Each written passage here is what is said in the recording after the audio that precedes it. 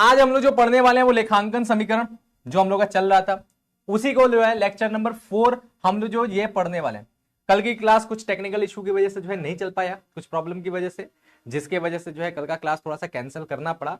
लेकिन हाँ ठीक है, पिछले क्लास में हम लोगों ने न्यूमेरिकल्स देखा, अच्छे तरीके से सारी चीजों को समझा, जाना देखा बढ़िया से, ठीक है। लेकिन उन न्यूमेरिकल्स के बाद हमने एक बात आपको समझाया था पिछले क्लास में, बड़ी इंपॉर्टेंट बात समझाया था, बड़ा जरूरी चीज समझाया था। क्या हमने समझाया था? आउटस्टैंडिंग एक्सपेंसेस के बारे में।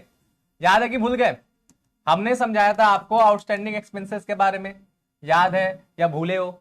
जल्दी से बताओ। हमने समझाया था आपको प्रीपेड एक्सपेंसेस के बारे में, याद है कि भूल गए?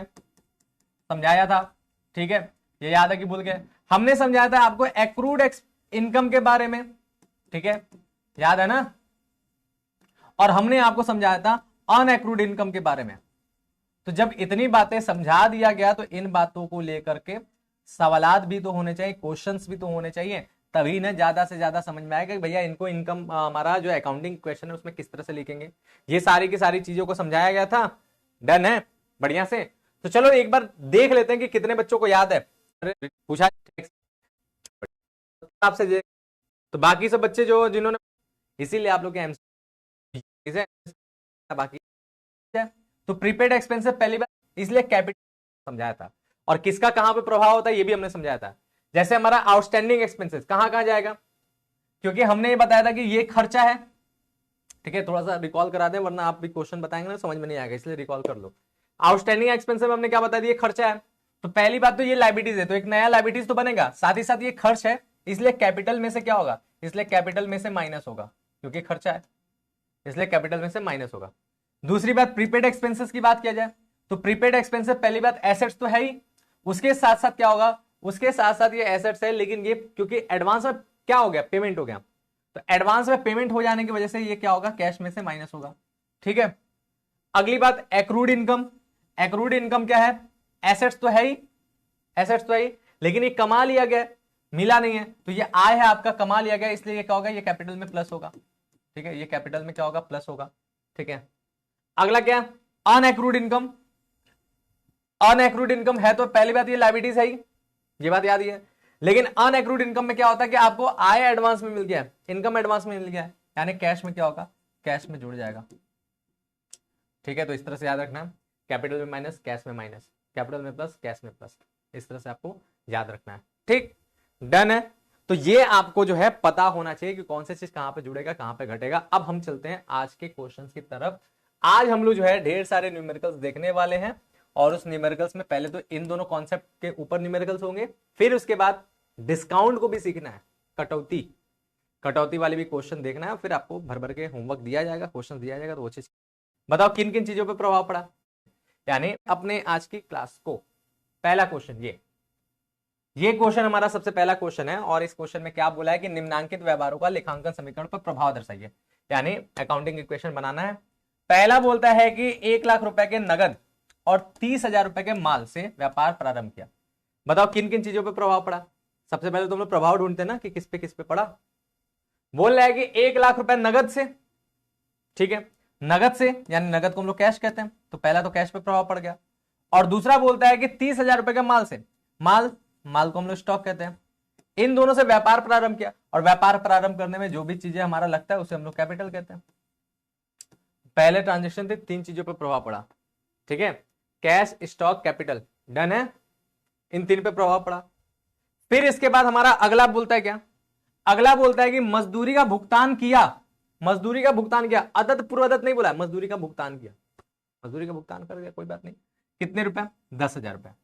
किस पे प्रभाव पड़ा? किस पे प्रभाव पड़ा? मजदूरी का भुगतान का मतलब कैश पे प्रभाव पड़ा, क्योंकि पैसा दे रहा है। डन है? और उसके बाद बोला कि भुगतान किया किसका? मजदूरी का। मजदूरी क्या है? व्यय है, तो व्यय है तो आय कैपिटल में जुड़ता है, व्यय कैपिटल में से माइनस होता है, यानी ये कैपिटल में से माइनस होगा। इन दोनों पे प्रभाव पड़ा, दोनों यहाँ पे पहले से मौजूद है, ठीक है, दोनों यहाँ पे पहले से मौजूद है। अगला हमारा बोलते हैं अदत्त मजदूरी आ गया। अदत्त मजदूरी यानी आउटस्टैंडिंग वेजेस, अदत्त मजदूरी यानी आउटस्टैंडिंग वेजेस यानी बकाया मजदूरी इसको कह सकते हो। तो जब बकाया मजदूरी है तो हमने क्या बताया था अदत्त वाले का? अदत्त वाले को क्या बोला कि अदत्त जब भी होगा एक लायबिलिटीज नया बनेगा और दूसरा कैपिटल में से माइनस होगा, ठीक है। तो यहां पर देखो, एक तो कैपिटल में से माइनस होगा, पहले से कैपिटल है, और दूसरा लायबिलिटीज बनेगा किस नाम से, लायबिलिटीज बनेगा आउटस्टैंडिंग वेजेस नाम से। अगला प्रभाव यहाँ पर हमारा नया खाता आउटस्टैंडिंग वेजेस इस नाम के लायबिलिटीज बन जाएगा, ठीक। और फिर बोला है पूर्वदत्त बीमा, पूर्वदत्त बीमा बोला है प्रीपेड इंश्योरेंस कितने का, 1600। तो प्रीपेड वाले को हमने क्या बोला था, प्रीपेड वाले को बोला था कि प्रीपेड एक्सपेंसेस नाम से एक नया हमारा एसेट्स बनेगा, क्योंकि प्रीपेड एक्सपेंसेस हमारा यानी प्रीपेड इंश्योरेंस हमारा एसेट्स हो गया, ठीक है। और उसके साथ साथ क्योंकि प्रीपेड है, पैसा पहले दे दिया गया, तो दूसरा कैश पे प्रभाव पड़ेगा। यानी टोटल इतने खातों पे प्रभाव पड़ रहा है इन 4 एंट्री से। अब इन चारों को लेकर के हम लोग अकाउंटिंग इक्वेशन बनाते हैं। डन है, बनाया जाए। ये सारे के सारे जो है मात्र लायबिलिटीज है, और ये भाई ये सभी के सभी हमारे एसेट्स हैं। कैश भी एसेट्स है, स्टॉक भी एसेट्स है, प्रीपेड एक्सपेंसेस भी एसेट्स, प्रीपेड इंश्योरेंस भी एसेट्स है। और ये अकेला जो है मात्र लायबिलिटीज है, और ये भाई अपना कैपिटल अलग से जाता है, कैपिटल कैपिटल है, ठीक। चलो तो शुरू करते हैं हम लोग अकाउंटिंग इक्वेशन बनाना। सिंपल सा छोटा सा क्वेश्चन है, फटाक से देखते हैं, बनाते हैं। लिखेंगे यहां पर इस तरह से अकाउंटिंग इक्वेशन, अकाउंटिंग इक्वेशन, ठीक है। अकाउंटिंग इक्वेशन इस तरह से लिखा, और फिर हम लोग फॉर्मेट ड्रॉ करेंगे। फिर हम लोग क्या करेंगे, फॉर्मेट ड्रॉ करेंगे। फॉर्मेट ड्रॉ करते समय कैसा कैसा कैसे जाएगा, यहां पर हम लोग लिखेंगे इस तरह से, ऐसे लाइन पहले खींच देंगे, ये पूरा का पूरा हम लोग इस तरह से ऐसे लाइन खींच देंगे, और इस लाइन को खींचने के बाद यहां पर ऐसे करके हम लोग बांट देंगे इससे को, और बांटने के बाद एक लाइन छोड़ करके यहाँ पे लिख देंगे जो जो एसेट्स हैं, कौन कौन से एसेट्स हैं, कैश स्टॉक प्रीपेड एक्सपेंसेस, ये हम लोग एसेट्स के नाम लिख देंगे, कैश, ठीक है, plus stock plus prepaid expenses, ये हम लोग एसेट्स के नाम लिख देंगे। प्रीपेड इंश्योरेंस, प्रीपेड क्या है, इंश्योरेंस, ये एसेट्स के नाम हो गया, ठीक है। और फिर हमारा क्या होगा, फिर इसके बाद बराबर का सिंबल, एसेट खत्म हो गया, लायबिलिटीज का नाम लिखो। तो लायबिलिटीज में एक लौता लायबिलिटीज है आउटस्टैंडिंग वेजेस, तो लायबिलिटीज में हम लोग डाल देंगे आउटस्टैंडिंग वेजेस, आउटस्टैंडिंग वेजेस। और फिर लास्ट में हमारा कैपिटल ओनली है, तो बस कैपिटल सबसे लास्ट में जाता है। जैसे ये लिख देंगे, फिर यहां पर नीचे इस तरह से हम लोग पूरा बॉक्स बंद कर देंगे, ये हमारा बॉक्स पूरा बंद होगा। यहां पर लिखा जाएगा पर्टिकुलर्स, ठीक है, सॉरी यहां पे लिखा जाएगा ट्रांजैक्शन, ठीक है, ट्रांजैक्शन लिखना, पर्टिकुलर्स नहीं लिखना, ट्रांजैक्शंस, ठीक है, ट्रांजैक्शन लिख दिया जाता है। और फिर इसको पूरा बंद करके, इसको इस तरह से पूरा बंद करके, जो ये बराबर का सिंबल है उसके इस साइड लिखोगे आप लोग एसेट्स, ठीक है, फिर बराबर के सिंबल के ऊपर बराबर लिख दोगे, फिर इन लायबिलिटीज के ऊपर लिख दोगे लायबिलिटीज, इन लायबिलिटीज के ऊपर लिख दोगे लायबिलिटीज, और फिर इस प्लस के सिंबल के ऊपर प्लस लिख करके कैपिटल के ऊपर लिख दोगे कैपिटल। ये हमारा फॉर्मेट इस तरह से बनेगा, ठीक है। फॉर्मेट बनने के बाद हम लोग जो है क्वेश्चन का सॉल्यूशन करते हैं, और आपको पता है कि इस क्वेश्चन के सॉल्यूशन में क्या करना होता है। सबसे पहले ट्रांजैक्शन लिखेंगे, और उस ट्रांजैक्शन में क्या है, बिजनेस स्टार्ट हुआ है, ठीक है, सिंपल सी बात है, बिजनेस स्टार्टेड लिख देंगे, ठीक है। पहला ट्रांजैक्शन क्या है, बिजनेस स्टार्टेड। बहुत दुनियादारी नहीं लिखना है, आप चाहो तो दुनियादारी में भी लिख सकते हो, business started with cash and stock ऐसे भी लिख सकते हो, मात्र बिजनेस स्टार्टेड से भी काम हो जाएगा। कैसे बिजनेस स्टार्ट हुआ है, कैश और स्टॉक से। कैश है 1 लाख का, तो इससे कैश हमारा क्या होगा, 1 लाख बढ़ेगा। स्टॉक है 30,000 का, यानी स्टॉक भी हमारा 30,000 का बढ़ेगा, ठीक है। कैश और स्टॉक हमें पता चल गया, कैश है हमारा 1 लाख का और स्टॉक है 30,000 का, ये दोनों बढ़ गया।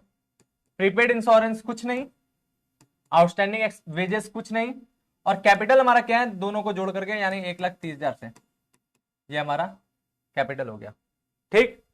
डन है बात, पहला बात क्लियर है। दूसरा ट्रांजैक्शन हम लोग तुरंत डाल देते हैं, दूसरा ट्रांजैक्शन हम लोग तुरंत डाल देते हैं। दूसरे ट्रांजैक्शन में हुआ क्या है, वेजेस पेड, दूसरे ट्रांजैक्शन में हुआ मजदूरी का भुगतान हुआ यानी वेजेस पेड, ठीक है। तो दूसरे ट्रांजैक्शन के तौर पे हम लोग डाल देंगे वेजेस पेड। जब वेजेस पेड होगा यानी मजदूरी का भुगतान होगा, तो पैसा आएगा कि जाएगा, ये जो 10,000 रुपए है ये क्या होगा, पैसा बढ़ाएगा कि घटाएगा, भाई जब भी हम लोग मजदूरी का भुगतान करेंगे तो पैसा घटेगा ना, यानी कैश पे प्रभाव पड़ेगा, और वो भी क्या होगा, कैश कम होगा, कैश पे प्रभाव होगा यानी कैश कम होगा। दूसरी बात, स्टॉक पे कोई प्रभाव नहीं, प्रीपेड इंश्योरेंस पे कोई प्रभाव नहीं, आउटस्टैंडिंग वेजेस पे कोई प्रभाव नहीं, लेकिन क्योंकि वेजेस जब हम दे हैं यानी वो व्यय है, तो व्यय है तो वो क्या होगा, कैपिटल को कम करेगा, यानी 10,000 हमारा ये कैपिटल में माइनस। ठीक है, जब भी व्यय का भुगतान होगा कैश घटेगा और कैपिटल घटेगा। ठीक है, और जब भी कोई आय आएगा तो कैश बढ़ेगा और कैपिटल बढ़ेगा। ठीक, ये बात डन है। यहां पर हम लोग फिर जोड़ देंगे, जोड़ घटाना करने के लिए हम लोग यहाँ पे डालेंगे न्यू इक्वेशन। दो ट्रांजेक्शन साथ में करते हैं, उसके बाद न्यू इक्वेशन लिखना स्टार्ट हो जाता है। ठीक है, और जब लास्ट वाला ट्रांजेक्शन होता है तो वहां पे फाइनल इक्वेशन लिखते हैं। न्यू इक्वेशन लिखा, 1 लाख में से 10,000 गया, 90,000, 30,000 में जीरो जुड़ गया, 30,000, ये तो भाई जीरो ही रह गया, ये भी जीरो रह गया, और यहाँ पर कितना हो जाएगा, 1,30,000 में से गया तो 10,000, 1,20,000। ठीक, ये 1,20,000 डन है। तीसरा ट्रांजेक्शन देखो, तीसरा ट्रांजेक्शन में आउटस्टैंडिंग वेजेस, वेजेस आउटस्टैंडिंग या आउटस्टैंडिंग वेजेस बोल दो। तीसरा में आउटस्टैंडिंग वेजेस या वेजेस आउटस्टैंडिंग है, तो हम लोग लिख देंगे वेजेस आउटस्टैंडिंग, आदत मजदूरी। आदत मजदूरी होगा तो भाई कैश पे प्रभाव पड़ेगा क्या, आदत मजदूरी यानी मजदूरी देना बाकी है, कैश पे प्रभाव पड़ेगा नहीं, तो कैश हो गया हमारा जीरो। माल पर प्रभाव पड़ेगा क्या, नहीं, तो स्टॉक हो गया हमारा जीरो। प्रीपेड इंश्योरेंस पर प्रभाव पड़ेगा क्या, नहीं, यानी ये भी हो गया हमारा जीरो। एसेट्स वाले किसी हिस्से में प्रभाव नहीं पड़ा। यहां पे प्रभाव पड़ेगा क्या, बिल्कुल आउटस्टैंडिंग वेजेस हमारा नया लाइबिलिटीज बन जाता है, तो हमारा आउटस्टैंडिंग वेजेस यानी 400 रुपया ये हमारा नया लाइबिलिटी बन गया। ठीक है, यहां पर प्रभाव पड़ा 400 रुपया। ठीक है, 400 रुपया है ना, 400 रुपये का हमारा आउटस्टैंडिंग वेजेस नया लाइबिलिटीज बन गया। और क्योंकि ये व्यय है इसलिए यहाँ पर क्या होगा, हमारा व्यय है तो इसलिए यहाँ पर माइनस भी होगा इसमें से, कैपिटल में से, यहां पर ऐसे प्रभाव पड़ा। ठीक, फिर हम लोग लाइन खींचेंगे, लाइन खींचने के बाद यहां पर लिखेंगे न्यू इक्वेशन।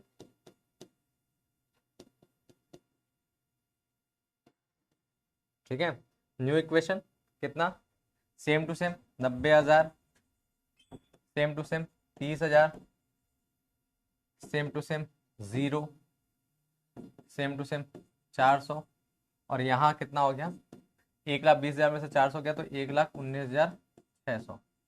आ रहा है ना समझ में, सबको क्लियर है, समझ में आ रहा है, कोई दिक्कत। ठीक, अब इसके बाद देखो क्या, यहां तक बात हो गया।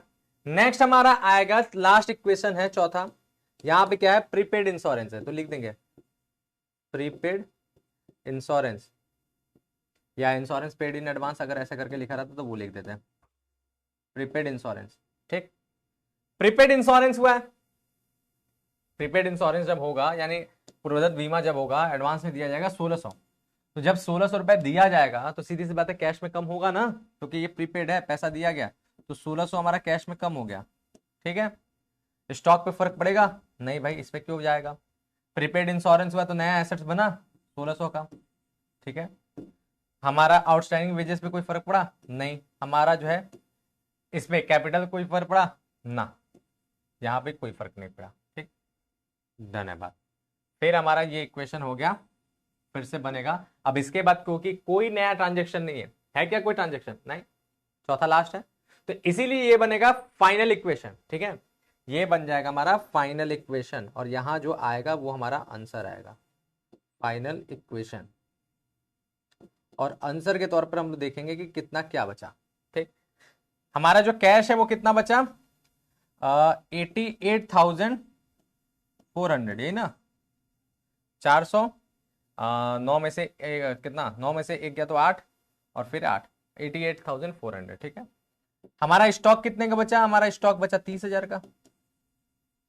हमारे पास प्रीपेड इंश्योरेंस कितने का है, तो हमारे पास प्रीपेड इंश्योरेंस 1,600 का है। हमारे पास जो है आउटस्टैंडिंग वेजेस कितने का, तो हमारे पास आउटस्टैंडिंग वेजेस 400 का है। और हमारे पास कैपिटल कितने का, तो हमारे पास कैपिटल है 1,19,600। ठीक है, 1,19,600। अब ये मैच करके देखो सही है, आ रहा होगा टोटल, हर एक लाइन पे हमारा अकाउंटिंग इक्वेशन बराबर आएगा, बन के तैयार, डन।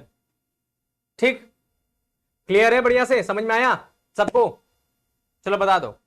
तो ये पहला वाला क्वेश्चन कंप्लीट हो गया, जिसमें हम लोग अदत्त वाला कॉन्सेप्ट देखे और पूर्वदत्त वाला कॉन्सेप्ट देखे।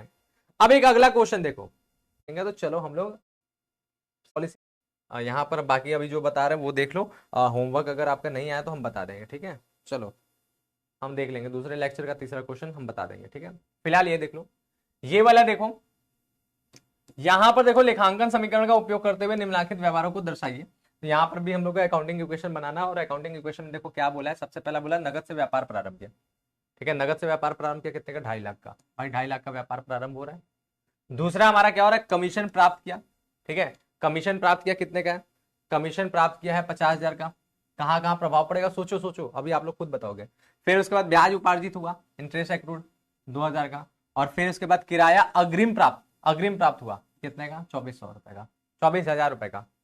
तो सबसे पहला वाला कहाँ कहाँ प्रभाव पड़ रहा है, व्यापार आरंभ हुआ किससे, नगद से।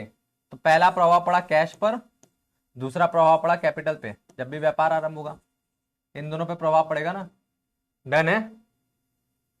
अगली बात बोला कि कमीशन प्राप्त किया, कमीशन प्राप्त किया किस रूप में प्राप्त करोगे, नगद के रूप में। कैश पे प्रभाव पड़ा। कमीशन क्या है, आय है। आय क्या प्रभाव डालता है, कैपिटल पे, कैपिटल बढ़ेगा। दोनों पहले से मौजूद है, ठीक है। तीसरा बोला ब्याज उपार्जित, एक्रूड इंटरेस्ट। एक्रूड इंटरेस्ट क्या होता है, एसेट्स होता है। तो खुद ही अपने नाम में एक एसेट्स बन जाएगा, एक्रूड इंटरेस्ट, ठीक है। ये खुद अपने आप में एक एसेट बन जाएगा। और एक्रूड इंटरेस्ट होता क्या है, यानी ब्याज जो है वो प्राप्त होना बाकी है, बकाया ब्याज है, कमाया हुआ आय है, अभी तक मिला नहीं, यानी वो इनकम है ना, यानी वो कैपिटल में प्लस होगा, जो कैपिटल पहले से मौजूद है। फिर अगला पता चल रहा है कि किराया अग्रिम प्राप्त किया, किराया अग्रिम प्राप्त किया। तो अग्रिम प्राप्त करोगे तो पैसा ही प्राप्त कियोगे, तो कैश पहले से मौजूद है। और अग्रिम किराया को ही हम लोग कहता है अनएक्रूड रेंट, यानी हमारा अनएक्रूड रेंट नाम से एक नया लायबिलिटीज बन जाएगा, ठीक है। अनएक्रूड रेंट,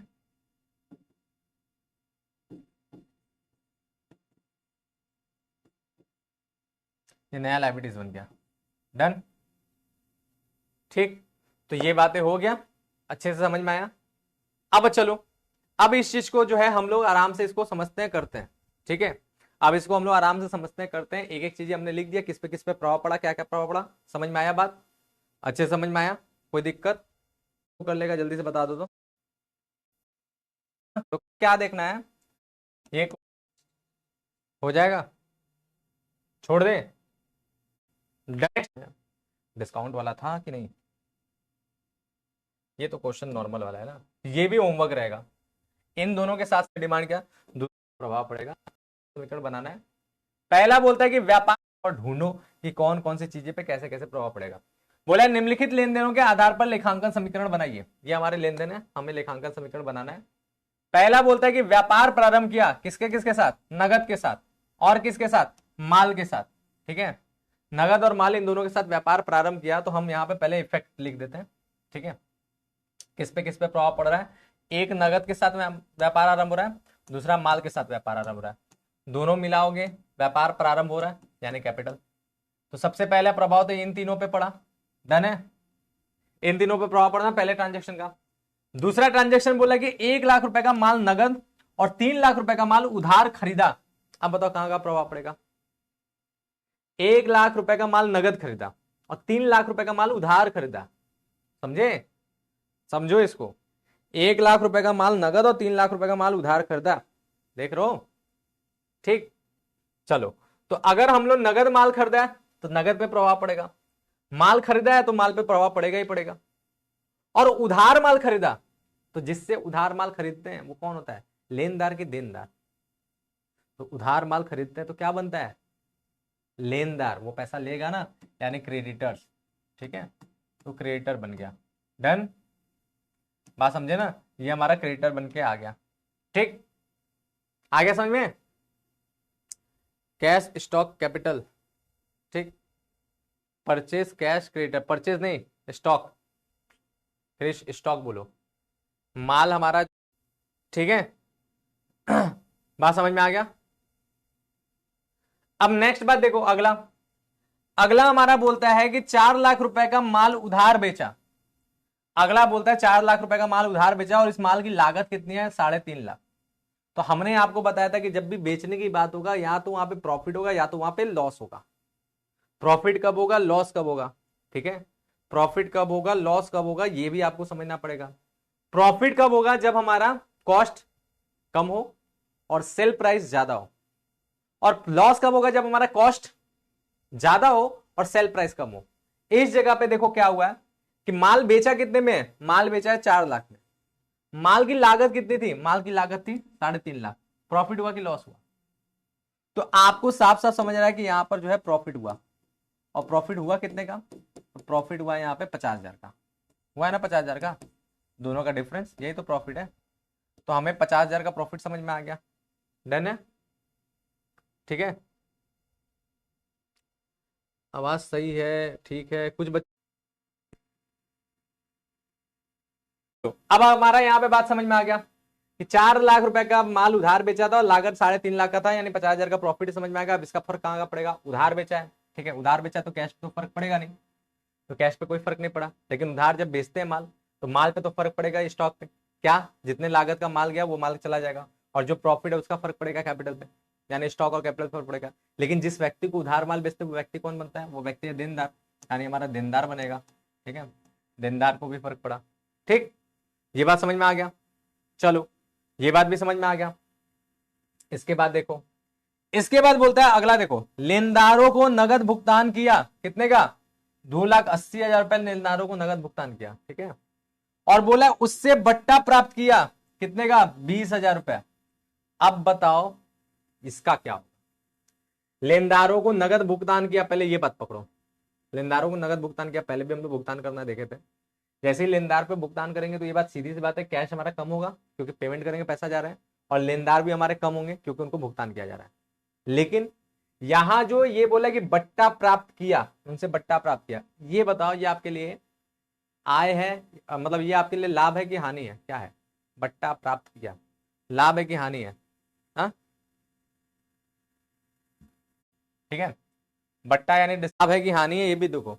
बट्टा यानी डिस्काउंट, बट्टा यानी डिस्काउंट, डिस्काउंट इंग्लिश में। साक्षी यहाँ पे देखो, डिस्काउंट, डिस्काउंट कटौती, ठीक है। बट्टा यानी डिस्काउंट। तो ये लाभ है कि हानि है? क्या होगा? प्रॉफिट है कि लॉस है? प्रॉफिट हुआ ना? तो ये कहां जाएगा 20,000? ये जाएगा आपका कैपिटल में।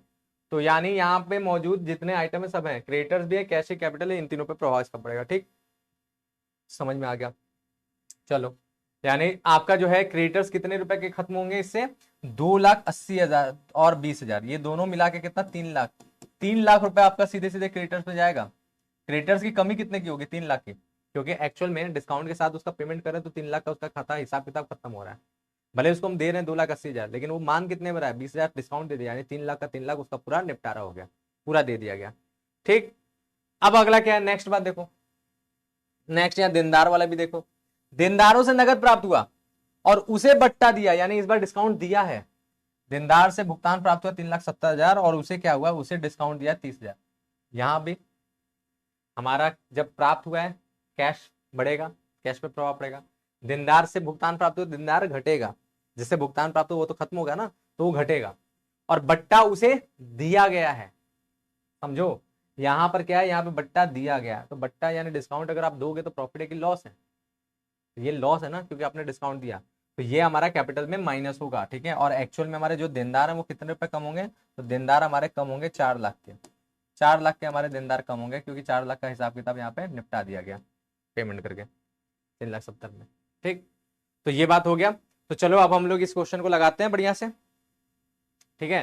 तो हमने सारे के सारे पॉइंटर ढूंढ लिए किस पे इफेक्ट पड़ेगा। तो एसेट्स वाले बस 3, ठीक है। एसेट्स वाले बस ये 3 है, और हमारा लाइबिलिटीज में अकेला क्रेडिटर है, और ये तो भैया कैपिटल में आपने कैपिटल है। ठीक, तो चलो हम लोग क्वेश्चन सॉल्व करते हैं, बनाते हैं अकाउंटिंग इक्वेशन। इस तरह से बनाएंगे हम लोग, लिखेंगे अकाउंटिंग इक्वेशन।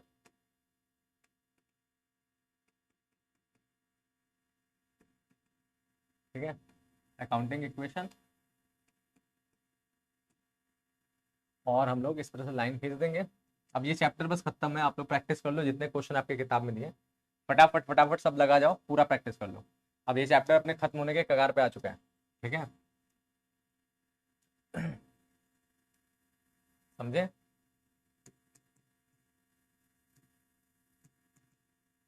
ठीक, कौन कौन से हमारे एसेट्स हैं? तो कैश है, स्टॉक है और डेटर्स है। Cash, stock, debtors. लाइबिलिटीज में ओनली क्रेडिटर्स है।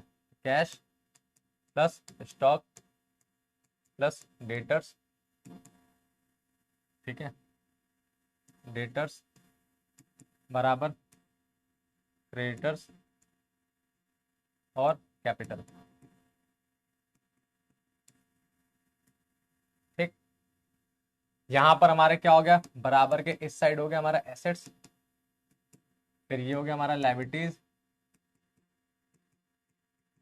और यहां पर हमारा हो गया कैपिटल।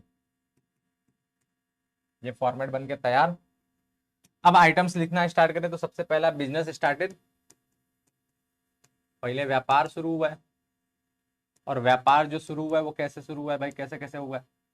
तो व्यापार की शुरू की अगर बात किया जाए तो व्यापार में साफ साफ बता रहा है क्या कि 5 लाख रुपए नगद और 2 लाख रुपए के माल से, 5 लाख रुपए नगद और 2 लाख रुपए के माल से, तो 5 लाख हमारा कैश में आ गया, और 2 लाख के माल से तो 2 लाख हमारा स्टॉक में आ गया। इससे व्यापार आरंभ किया तो डेटर्स पे कोई प्रभाव नहीं, क्रेडिटर्स पे कोई प्रभाव नहीं, और हमारा कैपिटल हो गया 7 लाख। व्यापार आरंभ किया तो पूरा कैपिटल बन गया। ठीक, दूसरा ट्रांजेक्शन क्या है, दूसरा ट्रांजेक्शन माल खरीदा, गुड्स परचेज, जिसमें 1 लाख नगद है और 3 लाख उधार है, तो गुड्स परचेज। ठीक है, दूसरा हमारा हो गया माल खरीदा, गुड्स परचेज। 1 लाख रुपए नगद है, तो नगद खरीदा तो 1 लाख रुपए हमारा कैश में से माइनस होगा क्योंकि खरीदा है, और 3 लाख रुपए उधार है, क्या है 3 लाख की 2 लाख, 1 लाख रुपए नगद है, 3 लाख रुपए उधार है, तो टोटल हमारा माल कितने का खरीदा, यानी 4 लाख का टोटल माल खरीदा, तो स्टॉक में हमारा 4 लाख बढ़ेगा जितने का माल खरीदा, जिसमें से 1 लाख नगद में खरीदा है तो इसलिए कैश में से घट गया। डेटर्स पे कोई प्रभाव नहीं, और जितने का उधार करते हैं वो हमारा कौन बनता है, वो हमारा क्रेडिटर बनता है, एंड 3 लाख का हमारा क्रेडिटर पैदा हुआ, और हमारा कैपिटल पे कोई प्रभाव नहीं। ठीक है, 3 लाख का उधार खरीदा इसलिए क्रेडिटर बना, 4 लाख टोटल माल खरीदा है जिसमें 1 लाख नगद खरीदा इसलिए कैश में से घटा। ठीक है, ये हो गया हमारा, ये हमारा हो गया न्यू इक्वेशन।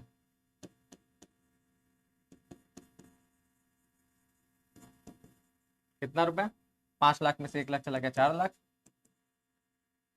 ठीक, प्लस 2 लाख और 4 लाख जुड़ गया तो 6 लाख, प्लस ये हो गया हमारा 0, ये हमारा हो गया 3 लाख, और ये हो गया हमारा 7 लाख। ठीक है, बात डन है। अगला हम लोग ले लेते हैं, अगला हमारा तीसरा, तीसरा बात अगर हम लोग ढूंढे तो तीसरा बोलता है कि 4 लाख रुपए का माल उधार बेचा और 3,50,000 उसकी लागत थी। चार, तो हम लोग लिखेंगे गुड्स सोल्ड, 4 लाख रुपए का माल उधार बेचा है, ये बात भी ध्यान रखना, नगद नहीं, गुड्स सोल्ड। माल कैसे बेचा है, 4 लाख का उधार, ध्यान रखो क्या बोला है, 4 लाख रुपए का माल उधार बेचा, उधार बेचा तो नगद पे कोई प्रभाव नहीं, इसलिए नगद पे कोई प्रभाव नहीं, तो कैश जीरो, कैश जीरो। माल कितने का बेचा है, 3.5 लाख का माल बेचा है, तो 3.5 लाख रुपए का माल बेचेगा तो हमारा माल कम होगा, तो 3.5 लाख यहां से माइनस, जितने लागत का बेच रहे हैं वो माइनस। उधार बेचा है तो वो क्या बनेगा, उधार बेचा है तो वो हमारा डेटर्स बनेगा, यानी 4 लाख का हमारा डेटर बन गया, 4 लाख का हमारा डेटर्स बन गया। ठीक है, हमारा क्रेडिटर्स पे कोई प्रभाव नहीं पड़ेगा, और हमारा जो पूंजी है उस पर प्रभाव पड़ेगा, कितना, 50,000 रुपए का हमारा लाभ हो रहा है, तो 50,000 हमारा बढ़ जाएगा, क्योंकि लाभ हो रहा है इसलिए बढ़ता है, आने होता है घट जाता है। ठीक है, इस हिसाब से अगर हम लोग लिए तो यहां पर न्यू इक्वेशन क्या बना,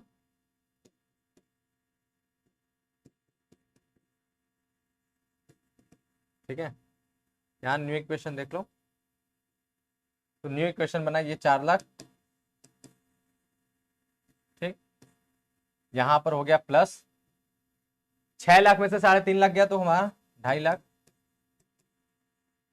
ठीक है, प्लस 4 लाख, ठीक, और यहां पर हो गया हमारा 3 लाख, और यहां पर हो गया 7.5 लाख। डन है, आ गया ना समझ में, बढ़िया से। ठीक है, यहां तक जो है पूरा अच्छे से समझ में आ, देनदारों को नगद भुगतान किया और डिस्काउंट का हमारा ट्रांजेक्शन क्या कह रहा है, और ट्रांजेक्शन है कि नहीं, और ट्रांजेक्शन है ना। अगला ट्रांजेक्शन हमारा क्या कह रहा है, नेक्स्ट बोला है कि लेनदारों को नगद भुगतान किया और डिस्काउंट, डिस्काउंट भी क्या हुआ है, डिस्काउंट रिसीव्ड है, तो creditors paid and discount received, creditors paid and discount received, creditors paid and discount received,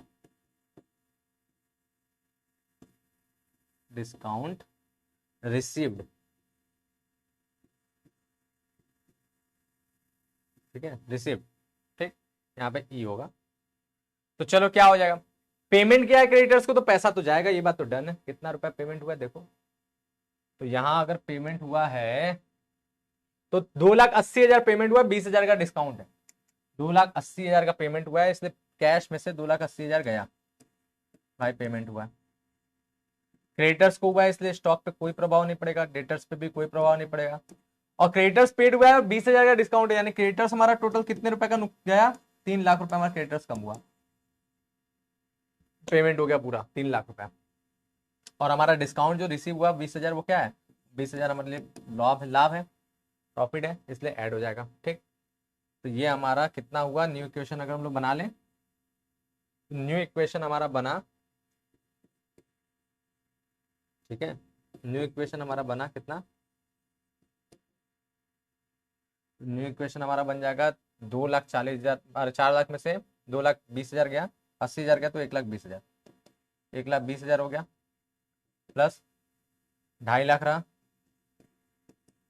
ठीक है, प्लस 4 लाख, जोड़ते चलना, सब बराबर आ रहेगा हर एक कंडीशन में। ये 3 लाख से 3 लाख चला गया तो 0 हो गया, और ये सीधे हो गया 7,30,000, ठीक है ना, सही है ना, 4 लाख 5 लाख 6 लाख 6,50,000 और 6,50,000, अरे यार कुछ गड़बड़ हो रहा है क्या, 7,70,000 होगा, जोड़ना है, हम घटा दे रहे हैं, ठीक है, 7,70,000 सही है, 7,70,000 हो गया, डन है, यहां तक बात अच्छे से समझ में आ गया, ठीक। अब इसके बाद क्या करना है, अब इसके बाद हम लोग को आगे और बढ़ना है, तो हम थोड़ा सा फॉर्मेट को थोड़ा सा आगे बढ़ा देते हैं, क्योंकि लास्ट ट्रांजेक्शन अभी बाकी है, ठीक है, इतना आगे बढ़ा देते हैं, बाकी ऐसे ही रहेगा। तो अगला ट्रांजेक्शन हमारा है, ठीक है, अगला ट्रांजेक्शन है देनदारों को भुगतान किया और बट्टा मिला है, तो debtors paid and discount received, ठीक है, debtors paid and discount received, कौन सा ट्रांजेक्शन हमारा, पांचवा है ना यार, कौन सा ट्रांजेक्शन था ये, चौथा के बाद पांचवा है सर, हाँ, फोर्थ के बाद पांचवा ट्रांजेक्शन है। तो debtors paid and discount allowed है, रिसीव्ड होगा, डेटर्स पेड यानी देनदारों को भुगतान हुआ, एंड डिस्काउंट अलाउड यानी कटौती दिया, ठीक है, डेटर्स पेड नहीं होगा, डेटर्स रिसीव, ऐसे करो यार, सेंटेंस ही पूरा बिगड़ जाएगा, हम तो डायरेक्ट लिखते चल रहे हैं, ठीक है, डेटर से अमाउंट रिसीव्ड हो रहा है ना, पूरा सेंटेंस बिगड़ जाएगा, अमाउंट रिसीव्ड लिखोगे, ठीक है, amount received from debtors, amount received from debtors, या कैश रिसीव्ड भी कर सकते हो, फ्रॉम डेटर्स, अब सही है, यानी डेटर से पैसा मिला, एंड डिस्काउंट, ठीक है, एंड डिस्काउंट क्या करोगे, अलाउड, ठीक है, अलाउड, ये बात, ठीक। तो amount receive from debtors and discount allowed, तो अमाउंट जब रिसीव करोगे तो पैसा मिला है, कितना रुपया मिला है, तो हमें साफ साफ दिख रहा है कि पैसा है 3,70,000 मिला है और डिस्काउंट है 30,000, तो 3,70,000 हमारा अमाउंट मिला है, तो हम लोग लिख देंगे 3,70,000 कैश में प्लस, स्टॉक पे कोई प्रभाव नहीं तो स्टॉक पे 0, ठीक है, स्टॉक पे कोई प्रभाव नहीं इसलिए स्टॉक पे 0, दूसरा स्टॉक है ना, देख लो दूसरा स्टॉक है। और डेटर्स पे हमारा कोई प्रभाव पड़ेगा, बिल्कुल, जितने का डेटर्स है वो सारा का सारा हो जाएगा माइनस, क्यों, क्योंकि 3,70,000 मिल गया और 30,000 का डिस्काउंट है, तो डेटर्स हमारा पूरा का पूरा 4 लाख जो है माइनस हो जाएगा, क्रेडिटर्स पे कोई प्रभाव नहीं। और हमारा कैपिटल जो है वो क्या होगा, वो क्योंकि डिस्काउंट अलाउड है 30,000 का, तो कैपिटल में से क्या होगा, 30,000 रुपए माइनस होगा, 30,000 हमारा कैपिटल में से माइनस होगा, ठीक है। अब ये जो बनेगा ये हमारा फाइनल इक्वेशन बन के तैयार होगा, फाइनल इक्वेशन क्या बनेगा देखो, फाइनल इक्वेशन, क्योंकि इसके बाद कोई ट्रांजेक्शन नहीं है, फाइनल इक्वेशन ये बना कि पहले से हमारे पास कैश मौजूद है 1,20,000 का, और इस कैश में हमारा 3,70,000 जुड़ गया, तो 1,20,000 और 3,70,000 हो गया 4,90,000, ठीक है। हमारा जो स्टॉक था पहले से मौजूद था कितने का, 2.5 लाख का, ठीक है ना, 2.5 लाख का, और अभी भी हमारा 2.5 लाख ही रह गया, क्योंकि जीरो इस पर कोई प्रभाव नहीं। हमारे पास पहले से जो डेटर्स थे वो 4 लाख थे, और 4 लाख में से 4 लाख माइनस हो गया तो जीरो हो गया। ठीक है, हमारा क्रेडिटर्स जीरो ही है, और हमारा जो कैपिटल है वो कितना हो गया, कैपिटल हमारा पहले से मौजूद था 7,70,000 का, उसमें से माइनस हो गया 30,000, तो हो गया 7,40,000। 7,40,000 बराबर है क्या, 4 2 6 और 9 5 14, सही है। ठीक, बन के तैयार। आ गया समझ में, बोलो सबको बढ़िया समझ में आ गया, कोई दिक्कत कोई परेशानी, आ गया बढ़िया से। और होमवर्क के तौर पर जो है 2,000 का कटौती